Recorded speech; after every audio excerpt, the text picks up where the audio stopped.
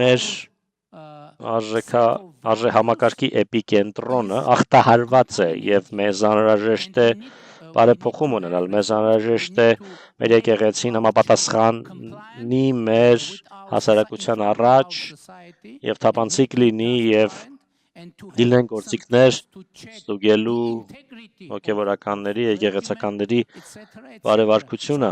եւ այլն ու կարծում եմ մեր օրակարգը ամբողջովին թափանցիկ է առանց ինչ-որ թաքնված կամ ծպտյալ օրակարգերի ոմանք ասում են թե կառավարությունն ու վարչապետը գործում են ընդդեմ հայաստանյան առաքելական եկեղեցու դա անհնար է գիտեք որովհետեւ ես